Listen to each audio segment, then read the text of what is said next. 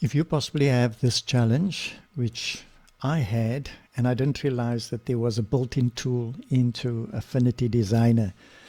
Now, I'm a Affinity Designer user for almost as long as it's been around, and I didn't realize this thing was there. So let me show you what I'm talking about. Usually or I should possibly give you the idea of what I was busy with. I did some mock-ups of a sports jersey with a logo, just a basic thing, no, advanced editing into it, but I needed to place it on a single sheet. So I opened up a A4 sheet, made it in landscape, and then I started going and I said place, and where was it?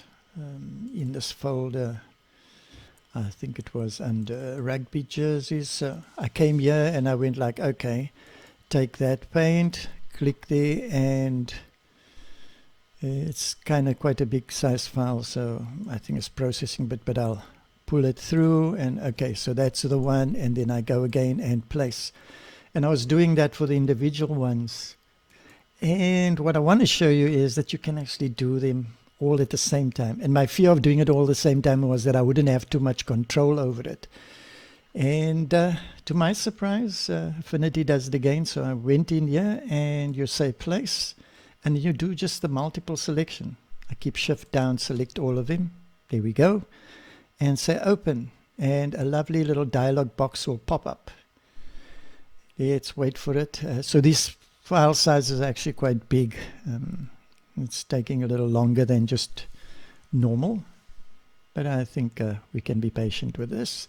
So it brings it in like this, and if you haven't docked it on the side there, it might pop up as a screen like this. Now, I've been looking to see, under Windows, if there is a place image area here that if it's not visible, that you can enable it.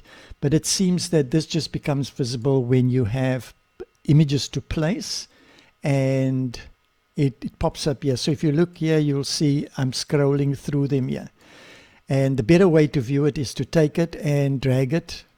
For all the guys who watch my videos, my layers palette is on the left. I'll drag it next to that one, and if I place it there, can you see what happens? It pops out nicely. But here's the key part.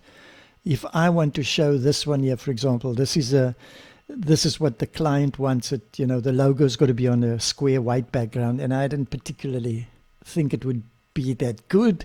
So I designed the one that I thought was best first and named it that. But now when I imported it or wanted to place the whole lot, it came in the sequence, and I wanted to put their one first. So now I could do that because I could just select what I wanted to. So if I select that and I hover here, and there we go. Okay, now you see that one is removed from this. So this is a kind of almost like a clipboard. So I could go there and put the next one there, but I'm going to come here and just hover there and bring that there.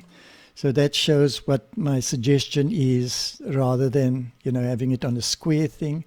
But then I also gave them some other alternates. So here now, it's a matter of not double clicking on here, but just selecting the one, because the placement tool is still there. And if you're not seeing guidelines, just switch on your snapping, because this helps a lot. If you hover there, you'll see it will lock into the top position, and then you can drag down, and you could see it locks there and then let go. Okay, and then there I'm going to do the same. Let's just pull that one through. And then this one here. Again, I don't have to tap on it. It's already selected into that place. Okay, and that's how you get all of them in there. So just to go through that again, let's check that out. So you'll go there. You'll go to the normal place. You'll multiple select all of those. Click open. And you'll see mine will pop here because I've already started using it and placed it here by my layers. So although it's not visible there, it will pop up as soon as they all loaded into the system. So there we go. So I'm going to just put them in a different sequence now. I'm going to click on jerseys here and just do that. And maybe select this one and put it there. Select this bottom one, put it there. So this is really cool. Really cool. Then of course the last one's there, and I have it there.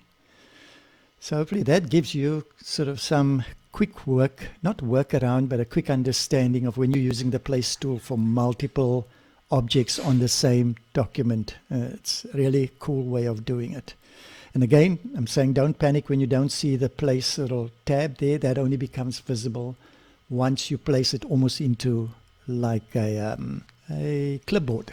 Yeah, so this you'd consider as Affinity Design's clipboard when you bring it in to place it on a document. Great, have a fantastic day. Be blessed and shalom to you all.